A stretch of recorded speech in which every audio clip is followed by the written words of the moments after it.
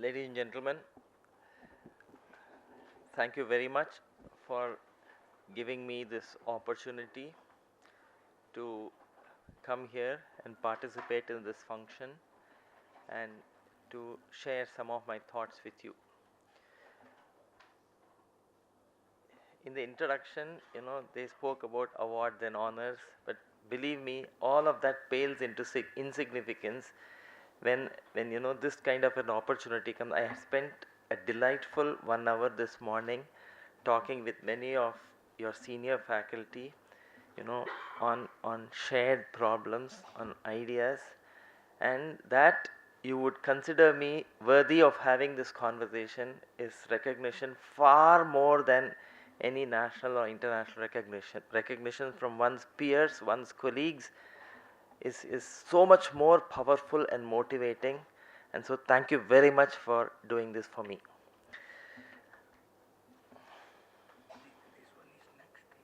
Okay, thank you. So, see, this is a question which has been vexing several of us, many of us, or almost everybody in the medical field, how much of care in healthcare, the word care is probably far more important, far more relevant than treatment and research and cure and all the other words that go with being a doctor or a nurse or a technologist. Where do I point? Okay, thank you. So I work in a is there something before this? इससे पहले कुछ है? This is the first slide.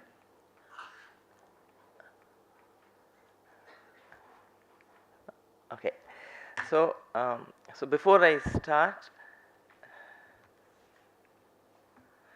it's okay. All right.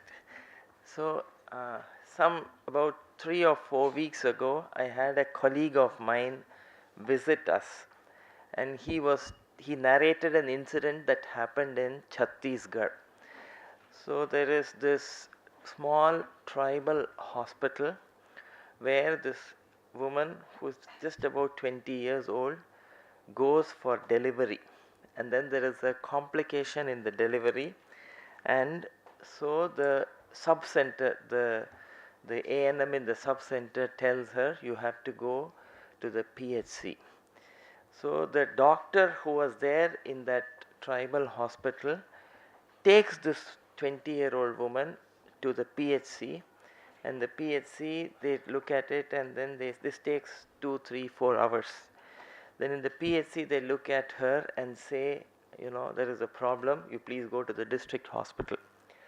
So in the district hospital they go and they say, oh, this lady needs a cesarean section. We cannot do the cesarean section here because there is no anesthetist.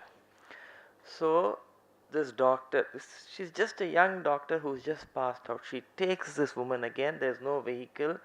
The first time when she had to go to the PHC, the woman was carried in a makeshift hammock. They put a cloth and carried the woman. This happens in many parts of the country. So from the district hospital, she goes to the medical college in, I think, Bilaspur or Raipur, somewhere.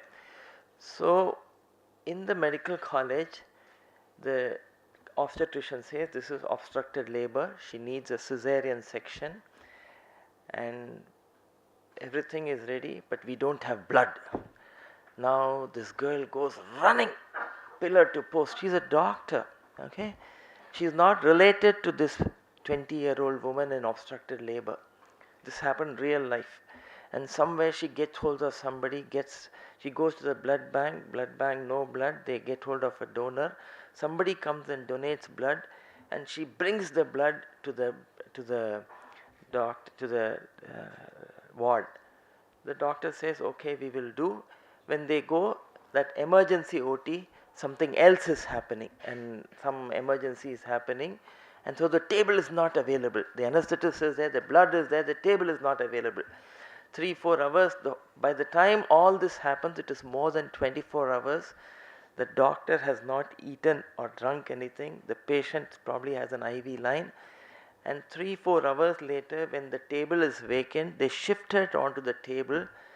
The anesthetist is ready to intubate and the woman crashes. She has arrest and she dies. The obstetrician looks at this, obstetrician does not know that this girl who's accompanied the patient, the pregnant mother, is a doctor. She does not know that this doctor is unrelated to that girl. And she looks at that doctor and says, "Arey, aapne itna der kar diya, thoda pehle aa jate." Imagine what happened. You know, I wept when I heard this story. This happened real life. This doctor, nobody's at fault. The PHC, the sub-center, they referred. There's no vehicle, somehow she managed to the PHC.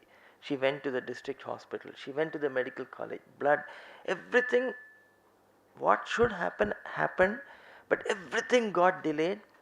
And then this woman looks at the doctor and tells her, "I am a doctor." And then the obstetrician realizes what has happened. But then what can be done? The systems are not in place. Now, is that patient care? Did we miss out on care of the patient? Who missed out on care of the patient? All of us. We were not there, but all of us are part of that fraternity. We have not put in place. This haunts me, that story. I wish my colleague had not told me this story. But he narrated this because we were talking of public health, and now that refuses to leave my.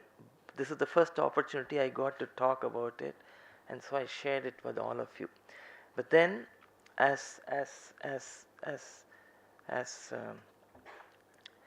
healthcare professionals, just cure of the patient is not our job. As doctors, nurses, operating and giving antibiotics and anti-cancer drugs and carrying out tests for COVID and HIV, discovering the latest technology is also our job. But our job, more than all of that, is caring for the sick person, caring for the person in the community who needs health to be cared for.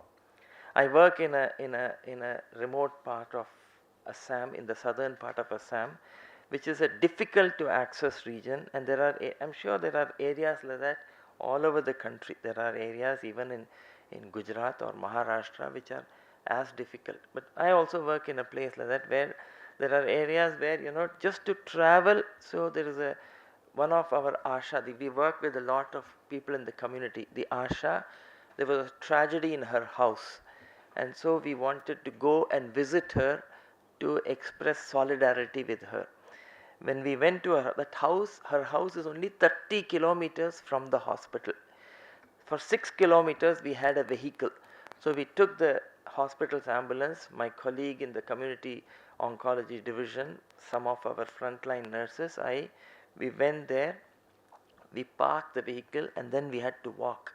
We walked for nearly 3 hours to get to her house. There are ditches, there are streams with just one bamboo pole for a bridge. So what we do, we hold on to the bamboo on top, and with the feet we walk on the bamboo and cross. And so like that, this is how she lives her life. This is an Asha who's a social activist, health social activist in the community.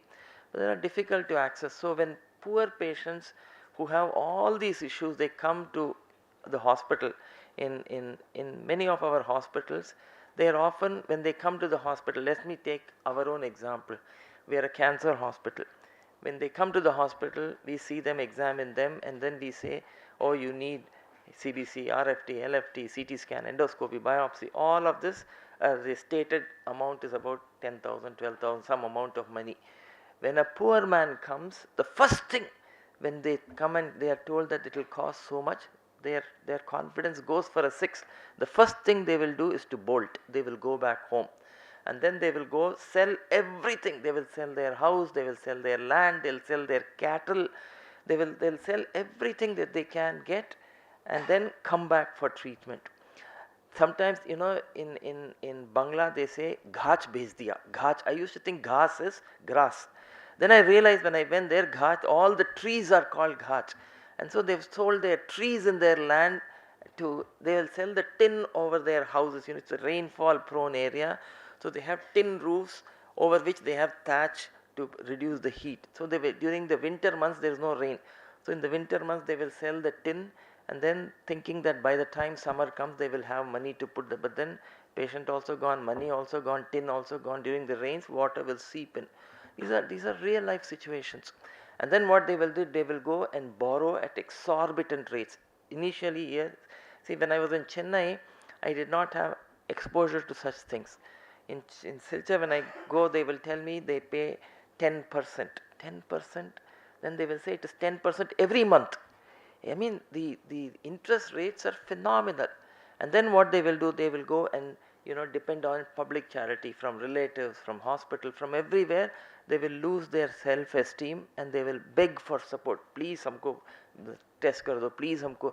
It is sometimes heart-rending to experience this. But the easiest thing and the commonest thing that they will do is they will disappear. They will not come back for treatment. In the initial years, when I was at Chennai, Dr. Krishnamurthy and Dr. Shanta would drill it into our heads. Every patient must be treated whether they can pay or not. And so that is the philosophy with which we went to Silchar. And when we started there, we were offering treatment, we were offering boarding, lodging, treatment, and I actually thought everybody is having treatment. Then somebody gave us money to start a palliative care division, and so we had to make a presentation before the IACA in Kolkata a year later. When we looked at our data, we found that only 30% of our patients came back for oral morphine. Morphine is a quality parameter in palliative care. The amount of morphine tells you how good or bad is your palliative care. If 30% pain is one of the commonest symptoms in advanced cancers, if 30% of patients come for oral morphine, it means the rest of them go home and die in misery. But it did not bother me. Look at our thought process. I was not bothered. These are all advanced cancers. But people whom we are treating with the intent to cure, they are all doing very well. That's what we said in Kolkata. Because we are giving them boarding, lodging, food, everything, a treatment. But then we were wondering, Iqbal, my palliative care colleague, and I had gone to that meeting. We were wondering, this is something we have not tested. So when we came back, I requested Amit, my colleague in the registry, to look at what is happening. He came back and said, sir, 60% of your patients don't come back for a second visit. They come to the hospital, listen to you and go back and don't come back again. Out of the remaining 40 people who come back, only 28 complete investigations and treatment. That means what we were doing was an utter fraud. We were not changing anybody's lives. And then quickly, next slide please. Next, this is the story I told you. Next slide please. So next, okay. So then, we put in place a whole lot of measures. At that time, we didn't understand about quality improvement. We didn't do a root cause analysis. We didn't see what all is happening. So my first thought was, oh, they are daily wage earners. 6 months it took us to understand why they are not coming back. We were doing everything. We were giving them boarding, we were giving them lodging, we were giving them treatment. Aur kya kar sakte the? And then we come back that 80% of our patients are daily wage earners. And so cancer treatment takes forever. They have to make multiple visits. They have to stay in hospital for prolonged periods of time. Many of them will eventually die of the cancer. And so for daily wage earners, this was not viable. Even if we provide everything for free without charge, it is not viable because they have families at home that have to eat. And so they often make a cruel decision. This patient cannot be treated because the rest of them have to survive. So quickly, we said, oh, they are daily wage earners, let's provide them employment on campus. So we said, everybody, we will start offering employment. We thought this was going to change everything. We didn't realize that for poor people, there are so many barriers that, at one point of time, we cannot even imagine what all happens in their lives. Simplistically, we thought, oh, we'll give them employment. And then we said, everybody who comes into the hospital will go back with a follow-up date. And Abhijit, my colleague in the IT section, designed a software. I opened today, it's functional today also. I open today's date, I find 100 names. As I see them, their names disappear. Left behind are the people who have not come back. Then we get on the phone and call them. And then next year when we audited, we found that about 55% of patients completed treatment. So then somebody gave us money to start satellite centers. The Department of Information Technology wanted to test a telemedicine software, and they were looking at the Northeast.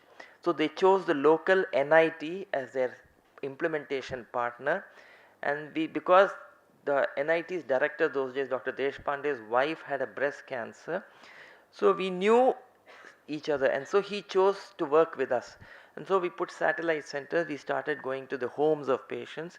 I heard Harmala Gupta speak in Delhi about home care, and so we started a home care program, and that year the compliance went up to 70%.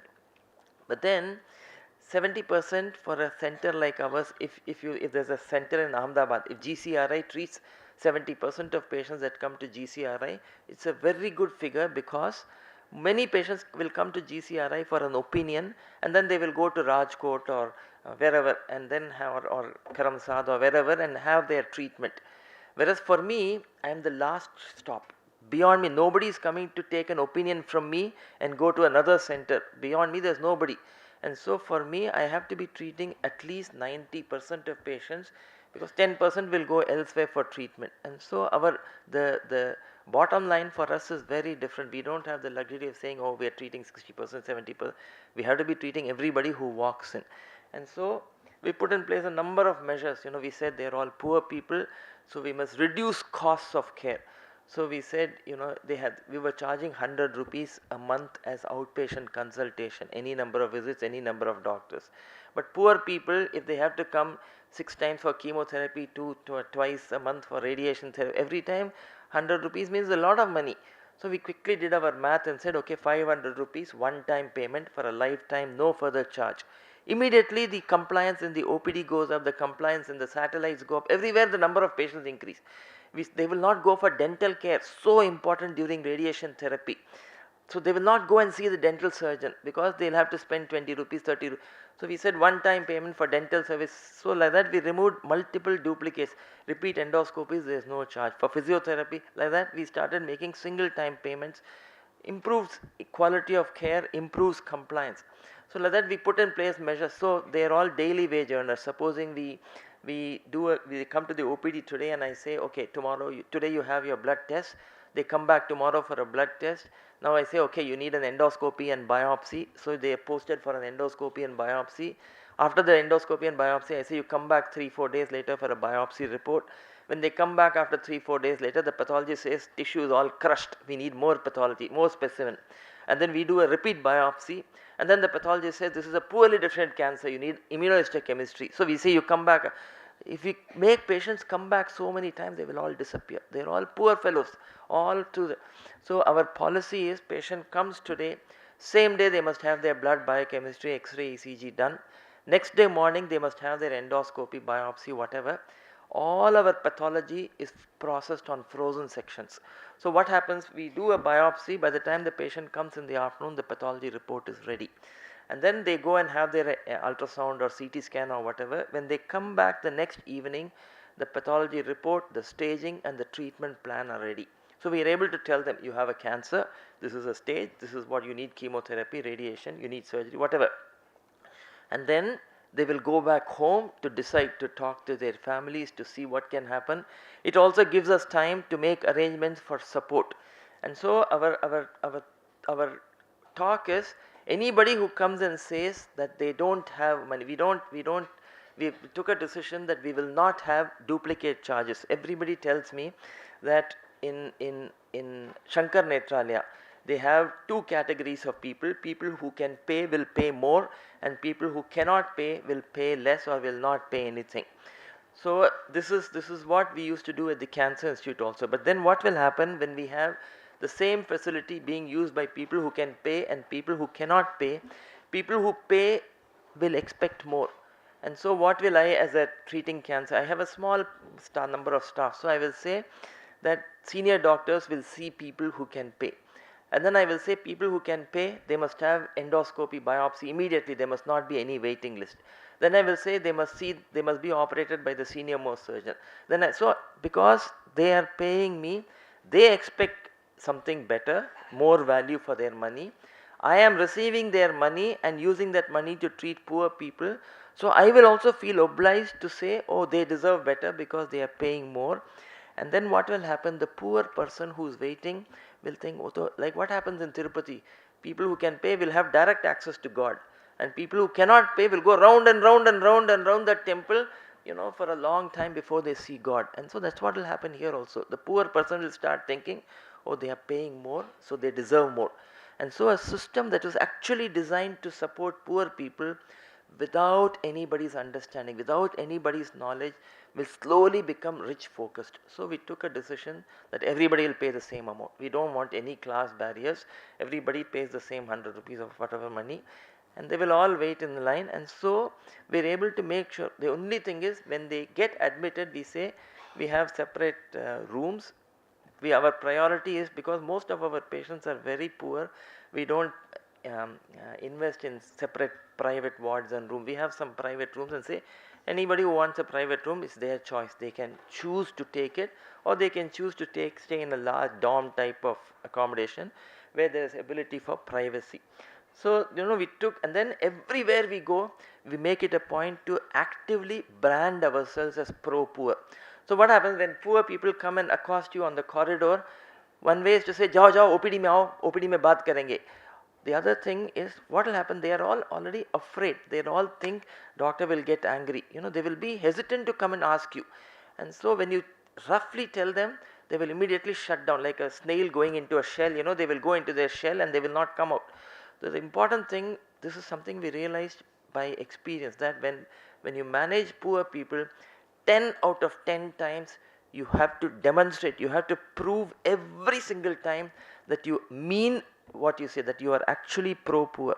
So when they come with a financial problem, you have to say, yes, we accept it, we will sort it out. When they come and stop you on the corridor, you have to stop, sort out their problem, and then move on to whatever else you are doing. If you cannot sort out that problem, you must take them to somebody who will sort it out. Unless we do this every single time for every single patient, we will not be able to communicate. See, ultimately, when a new toothpaste comes into the market, what they do? They do a market survey and say, current toothpaste is 10 rupees, let's make it 10 rupees 25 paise. And then they will come out with an advertisement, this toothpaste has salt, this toothpaste has this, whatever.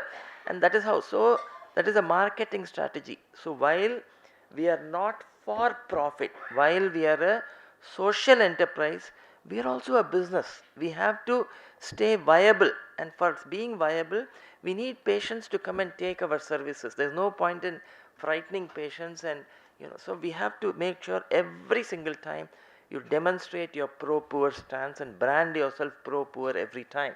And then we use technology very extensively. So we don't have, in our area, we are unlikely to get a critical care specialist.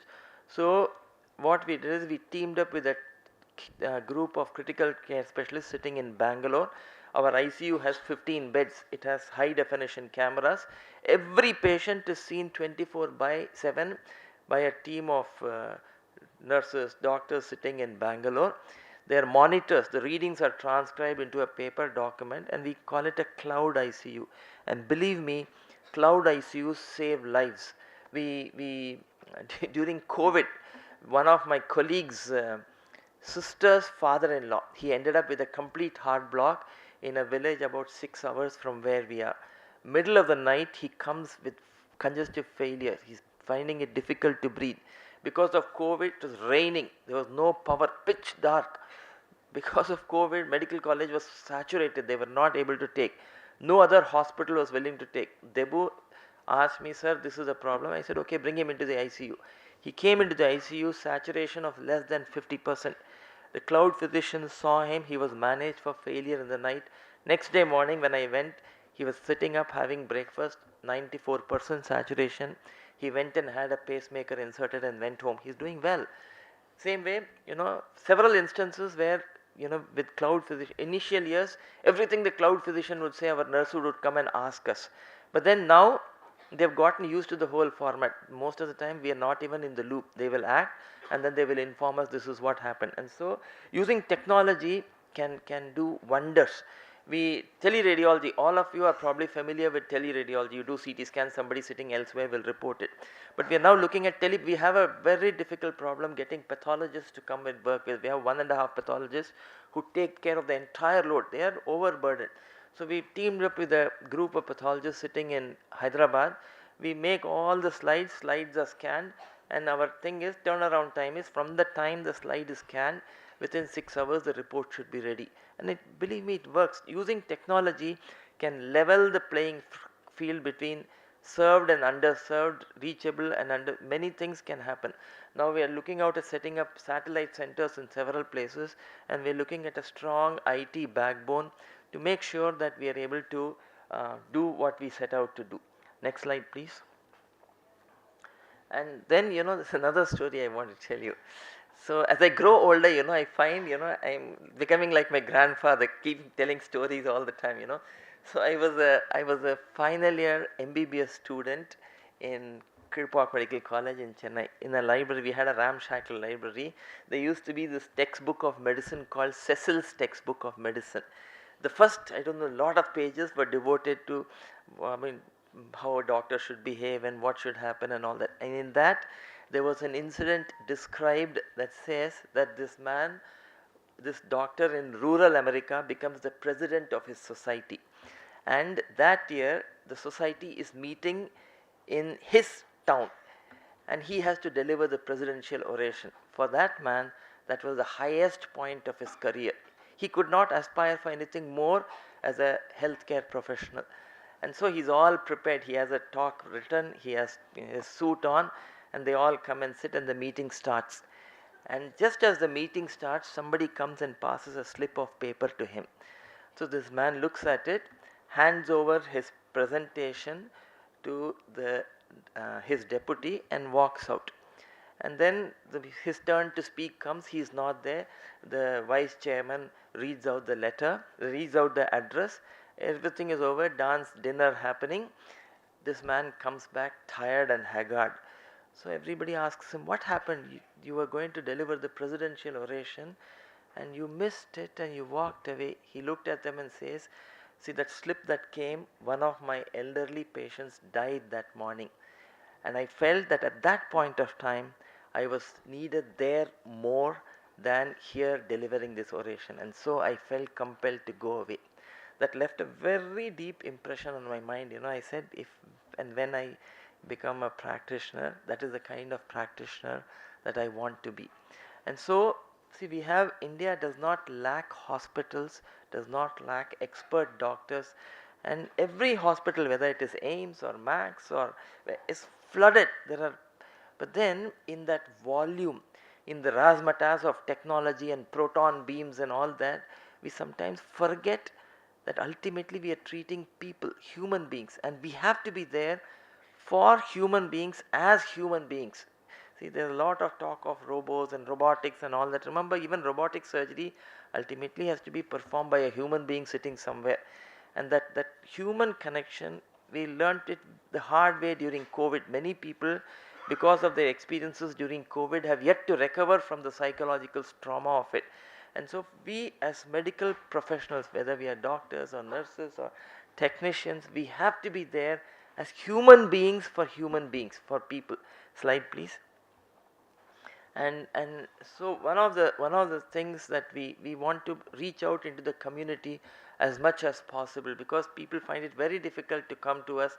Access is a very big problem, and part of healthcare, the caring part of healthcare, is in trying to integrate safety and equity and efficiency and all of that into one health system. And so one of the things that we do to reach out to the community, so we have a home care program in palliative care. And as part of the home care program, what we do is, when we go to villages, the whole village has about 50-60 families. And so when we go to somebody's family, the whole village will gather to see what is happening. So what we do, once the palliative care program is done, once the ascites is drained or whatever is taken care of, we gather all the onlookers and then talk to them about health promotion. We tell them about the CBAC form and how it is filled, and then we, through that program, we encourage people to self-refer them. So we call it the PEP program, Prevention, Early Detection and Palliative Care. The prevention and early detection actually piggyback rides on the palliative care program. Then the other thing that we do is, we've opened up several satellite centers and we're trying to work, and our home care program is not a typical home care program because the terrain is tough. We don't have an ambulance with a driver, with a doctor and a nurse and a social work. It is just one person on a motorcycle with a backpack. He will go as long as the motorcycle will take him, and then he will all of them are youngsters, and just one man driven home care program. Next slide please. Then in 2016 the government of India came out with its guidelines for diagnosis of cancers and other NCDs in the community. The program envisages the ASHA will mobilize the community to come to a sub-center where an ANM will screen them, and then they will go on the cancer care referral pathway. But what struck us was this program was actually supposed to be tested in Agartala, but for some reason Dr. Gautam Majumdar was not able to do it in Agartala. So the ICMR asked us to do it if we would be willing to do it in Silchar. And so what we said is, we will do the program, but we tweaked it in two ways. We said, one, in most screening programs nobody participates. The compliance is less than 10 to 40% because people, especially in our area, people are all daily wage earners. If they have to miss a day's wages to go and get themselves examined for a disease they think they do not have, मेरे को तो बीमारी नहीं है, मैं क्यों जाके screening कराऊंगा? In a situation like that, compliance will be poor. So we said we will train the ASHA to triage examine the population in their homes, and this program initially lot of opposition. ASHA cannot do it, they are not competent, they cannot examine the cervix, so many. But Dr. G.K. Rath, many of you must have met him, was the chairman of that committee. He said, Karo, in his traditional style, he will support every activity. So Karo, so we did it. And we trained the ASHA, we took one health block, we reached out to 50,000 people, out of which more than 45,000 people actually complied. The compliance to this program was more than 90%, never happened in any screening program. The ASHA went door to door, did her awareness, filled up the CBAC form, and then out of 45,000 people examined, we picked up some 40 odd cancers and about 150 pre-cancers. Program worked very well. We picked up a large number of cancers, but look at the effort and the money and the time. So slide please. So next what we did is we said, okay, this program is a day physical examination. What happens if the ASHA goes into the community and creates a blitzkrieg of information? If we give information to the community, will they be willing to self-refer themselves? मेरे को ये problem है, मुझे देखना है, please देखिए. So we reached out to 50,000 people, out of whom about 4,500 people said, I have a problem. I have a problem in my breast. I have white discharge. I have an ulcer in my mouth. And so we need to be examined. And so we examined them, and we identified 102 cancers and nearly 800 people with some form of pre-cancer. Much better than the physical evaluation format. And so we said, okay, this is a good way to do it. So can it be done across different districts in different geographies? So slide please. So now what we are doing, we are looking at it in several districts, in Dhima Hasao, in Karimganj, in Cachar, and trying to see if different populations, different communities will the same strategy work, because ultimately India is like a continent. One shoe will not fit everybody's feet. So we need different models. And so while physical examination by ASHA is a model, creating awareness and improving self-referral could be another model. Then during the Hailakandi program, one of the ASHA said, "Aap humse to kara rahe ho, you're asking us to create awareness. What happens if you put up billboards giving these information in all the public distribution shops, the fair price shop, because everybody goes to a ration shop." So they will also start doing it. They bring about change in the way we look at caring for sick people, the way we look at promoting health. And so we need to work with several people. our whole collaboration in the initial years, we used to struggle for money because we had poor patients, we didn't have money, we used to struggle to be able to treat them. Then Dr. Purvesh Parikh came and visited us. He was with the Indian Cancer Society. He's a medical oncologist who used to be at Tata Memorial Hospital. He had left Tata and he was with the Indian Cancer Society. He came to visit us and he put us in touch with the Indian Cancer Society. So the Indian Cancer Society started supporting a certain group of patients. And then the Indian Cancer Society put us in touch with the NMBT. So NM Budrani Trust, somebody in NM Budrani Trust, Sudhir Sudal, put us in touch with Savitri. One connection leads to many connections, and then one you work well with the Indian Cancer Society, we worked with another group. So there is a power in collaboration. So many people supporting. In 4 or 5 years, by the time the PNJY started, we were in a fairly good position. But the important thing is, there is tremendous goodness around us. It is just that we are not able to connect all the dots. And by collaboration, we will link all these people together, and I think it is all this hand holding. What happens in Silchar, for example, we are 450 people in the hospital, but more than that, we have the society that built us, and then we have the local community, and then there is a whole lot of people in the country and outside who hear of us through some today somebody was telling me that the whole institution here is because of donations from people elsewhere. And so that harnessing that power of goodness in different people is so important. Next slide, please. And so our palliative care program, in the first year when we went there, we went in June. We didn't have access to oral morphine. So Dr. Dinesh Goswami, who is a palliative care physician in Guwahati, he came and conducted a half-day morphine sensitization. He was our first visitor. He came in July that year to do that program. And he said, Ravi, you call the excise commissioner. Those days, morphine laws were very, very convoluted. So we called the local excise commissioner. Excise commissioner came and sat through the entire morning. And by November, we had our morphine license. Just in 2 or 3 months, he made sure that we had our morphine license. How linking with different people. And then Dr. M.R. Rajgopal, many of you would have heard of him. He visited us, and then he put us in touch with an Australian organization through a project called Hamrahi. And as part of Project Hamrahi, David and a whole lot of palliative care physicians, the project supported them for 2 years. They came in 2011 and 2012. And then after that, every year, barring the COVID years, they have been coming, spending time, training our colleagues, taking time to build self-esteem. See, my nurses are all basic village nurses, village girls. And so when somebody, especially somebody from outside the country, comes and spends time with them, it's an enormous confidence booster. And then Dr. Rajagopal put us in touch with Meg O'Brien, who was running a global pain control program. And so she came and she spent time with us. And then today we say we are a pain-free organization. So we ask all our visitors to ask everybody in the hospital if they are suffering from pain. Our thing is, nobody in the hospital, when they come, they may come in pain, but quickly we must be in a position to take control of their pain. And then what happened? See, our nurses are all local nurses, and they have all 50% of them, are not formally trained. They are trained as dai, who are basically village midwives to help deliver babies in homes.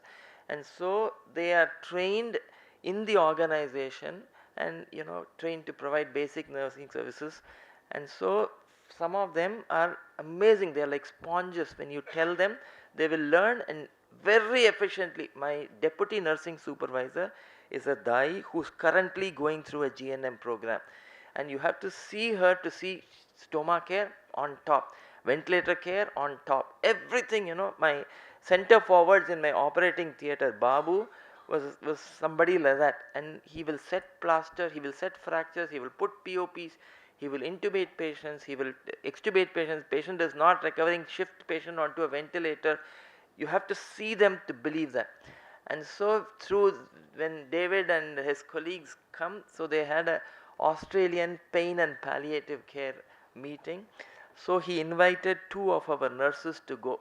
Sarita is our nursing supervisor, and Achun is a dai who cannot speak proper English, who cannot speak proper Hindi. She speaks a dialect called Rongmai. It's a Nagamese dialect.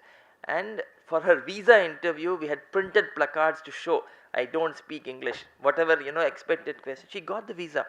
They went to Australia. They spent time in Australia. They went for the conference and they spent time in different hospitals in Australia. Look at the learning experience. So the Australians kept telling them about preventing falls. And Sarita asked them, "Ye falls kya cheez hai?" Because our hospital policy is every patient, even in the ICU, our ICU is an open ICU, will have a caregiver with the patient. No patient is kept alone in the hospital. And so when they go to the toilet, we did that because it saves money for us. You tell the caregiver back care dena, back care dega. Tell the caregiver feed karna, feed karega. You tell the caregiver mobilize karna, mobilize karega. So it saves on nursing costs. We did it not with any other, we did it to reduce costs of care. But then we didn't realize it.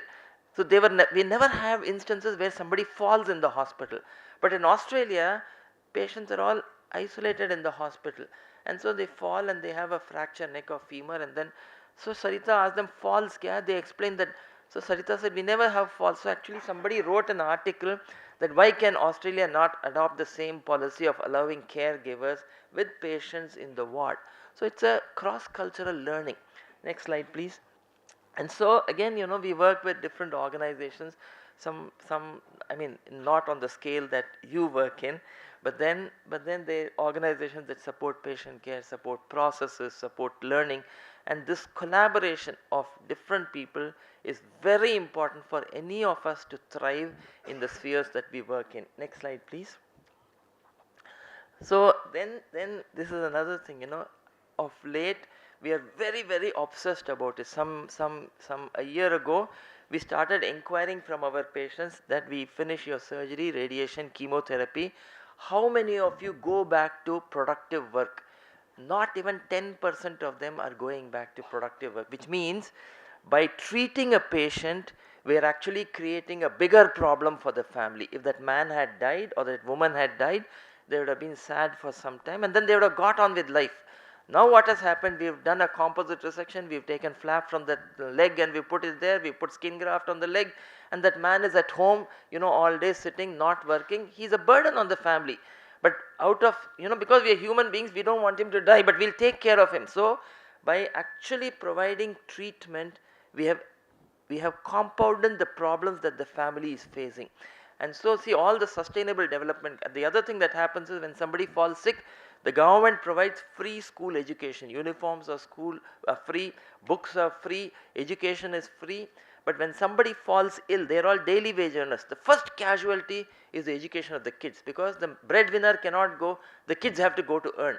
And so kids are pulled away from school. And so the sustainable development goals of healthcare, of education, of livelihoods, they are all very closely interlinked. We cannot talk of healthcare without talking of education or talking of livelihoods. We as an organization may not be able to do everything, but we need to get hold of people, collaborate with people who will facilitate all of this, because if we just treat and send, we've just created a monstrous problem in the community.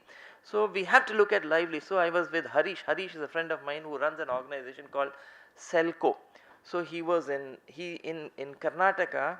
They started with solar panels for villages, with the village women, to provide clean energy.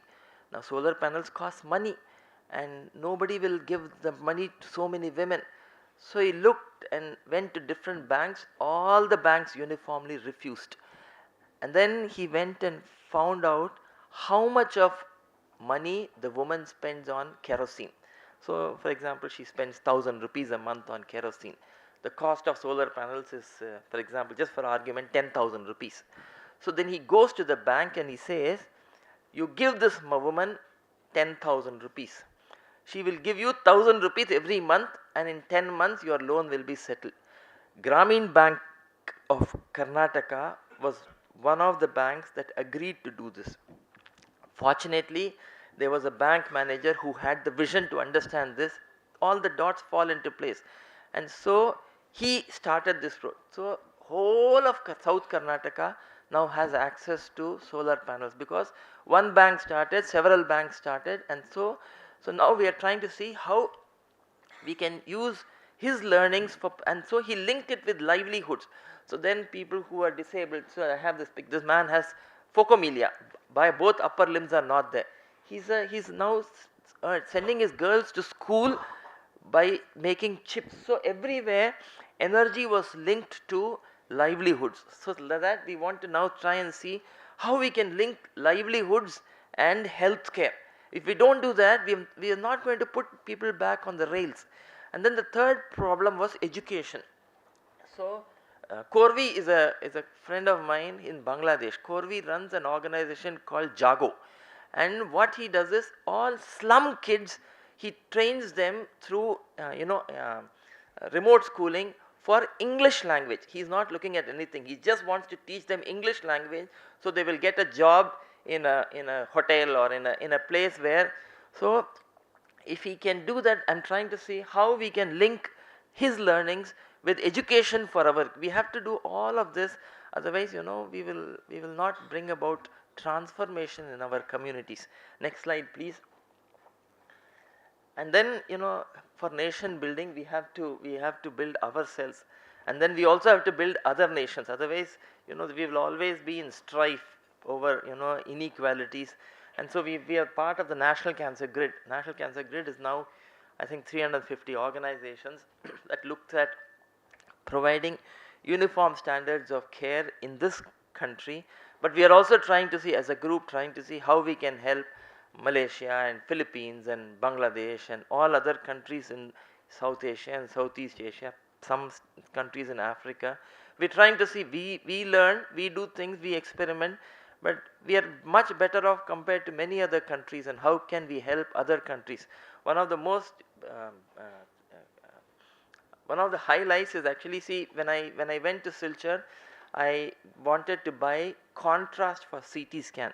Those days GE was the only company making contrast, and that representative would not even come and see me because our CT scan was new.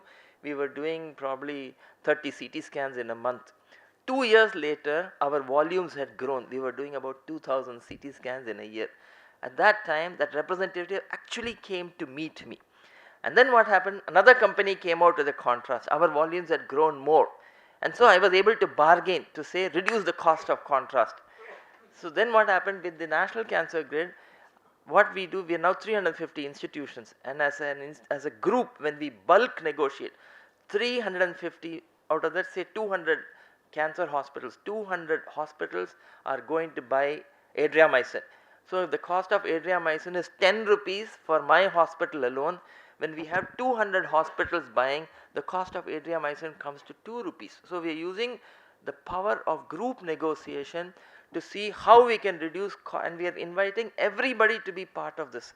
Anybody who wants to be a cancer center can be part of the National Cancer Grid, and if your organization is interested, I invite you also to be part of it, because we will try an impact on training, we will try an impact on reducing costs. So there was an argument, oh, there are corporate hospitals are also part of the National Cancer Grid. They will not pass on the benefit of cost reduction to their patients, they will increase their margins. It's okay. But the point is, for me as an organization, addition of a corporate hospital further adds muscle to the negotiation. They may not pass on, it is not my business, but for me I can reduce the cost of care further for my patients, and so it makes perfect business sense for both profit making and non-profit organizations. Slide please. And so this collaboration is so important, and this is what I was speaking to your senior professor this morning. So actually you won't believe, we started in Dholai in the community, and after the project got over, we went to Katlichara. I presented my report to ICMR, and we started a program in Katlichara.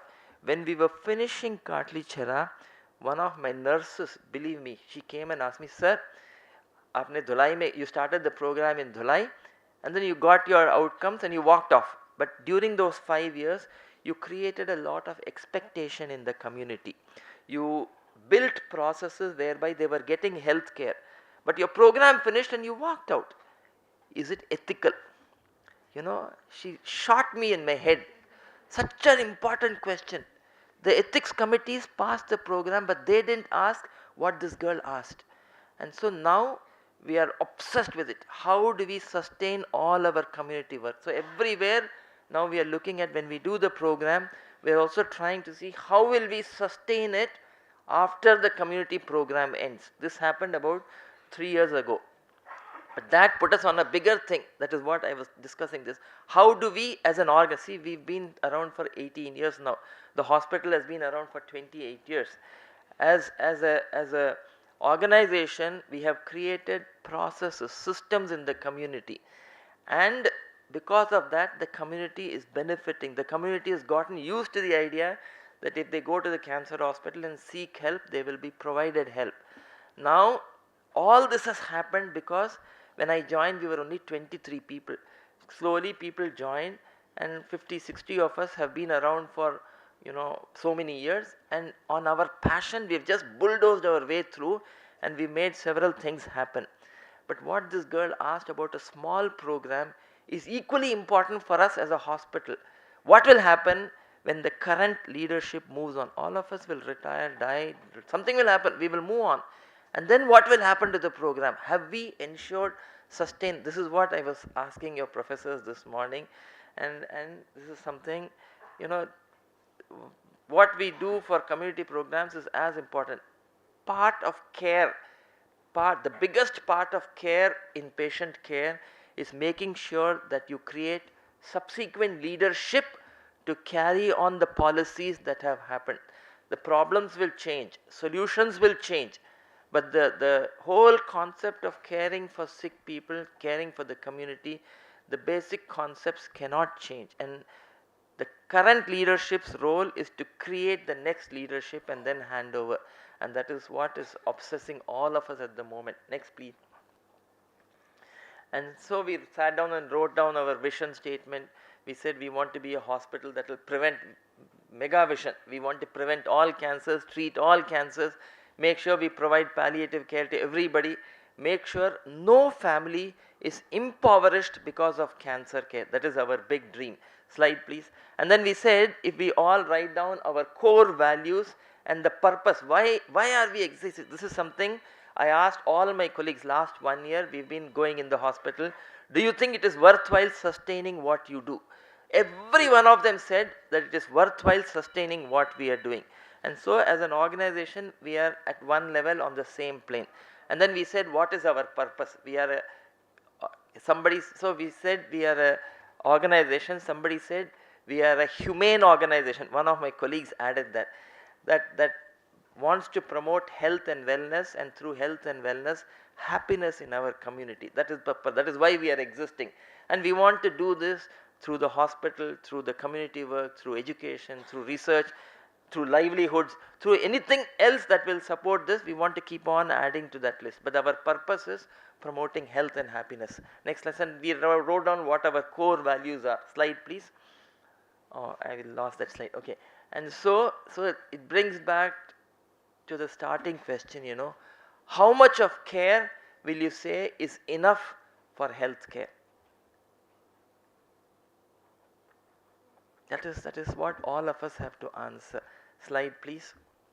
This Dr. Krishnamurthy and Dr. Shanta, my mentors at the Cancer Institute, you know, from whom much of my philosophy is gleamed. I would not be here but for them. Unfortunately, both of them are no longer around.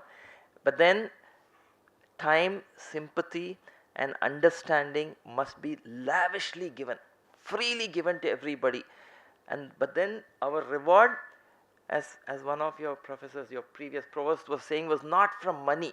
It comes from the relationships that we build with each other, with our patients, with the patients' families.